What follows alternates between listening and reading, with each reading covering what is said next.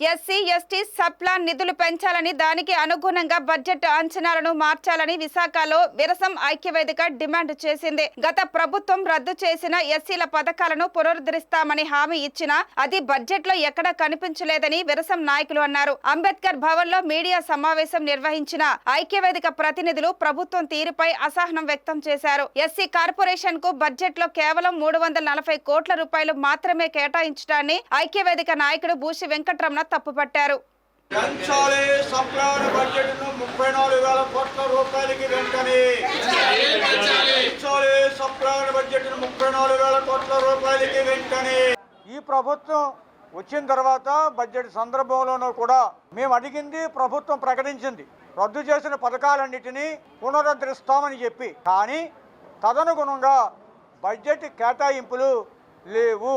ముఖ్యంగా పథకాలు పునరుద్ధరణ జరిగేది ఎస్సీ కార్పొరేషన్ నుండి.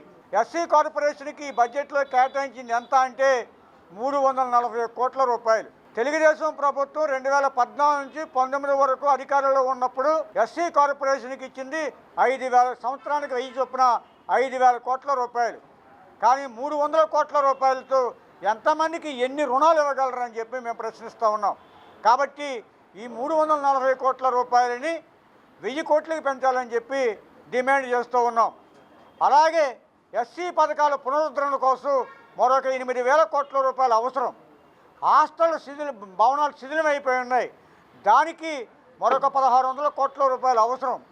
పీజీల ఫీజు రీఎంబర్స్మెంట్ పునరుద్ధరణకి 600 కోట్ల రూపాయలు అవసరం. అలాగే ఎస్సీల గృహ నిర్మాణానికి సంబంధించి 1,80,000 నుండి 3 లక్షల రూపాయలు సబ్సిడీ పెంచాలంటే మరొక 1000 కోట్ల రూపాయలు అవసరం. అలాగే 6 లక్షల ఇల్లు నిర్మాణంలో ఎస్సీలకు 1,00,000 లక్ష ఇల్లు నిర్మాణానికి భూమి కొనుగోలుకి 1000 కోట్ల రూపాయలు అవసరం. ఇవన్నీ కలిపితే ఎస్సీ సప్లాన్కి మీరు ఇచ్చినటువంటి 18,000 కోట్ల రూపాయలు చాలవు. 34,000 కోట్ల 228 కోట్ల రూపాయలు అవసరమని చెప్పి విరసం ఐక్యవేదిక అంచనా వేసింది. ఇక రెండవది విద్యుత్ బడ్జెట్. విద్యుత్ సంబంధించి గత సంవత్సరం విద్యుత్ శాఖ ఖర్చు పెట్టింది 14,000 కోట్ల రూపాయలు. ఇవాళ మీరు కేటాయించింది 8,115 కోట్లు. ఈ బడ్జెట్ సవరణలు చేసి అంచనాలు పెంచి సప్లాన్ని 34,000 కోట్ల రూపాయలు సుమారుకి, అలాగే ప్రధాన బడ్జెట్ని 3,32,000 కోట్ల రూపాయలకి పెంచాలని చెప్పి మీ ద్వారా ప్రభుత్వానికి విజ్ఞప్తి చేస్తూ ఉన్నాం.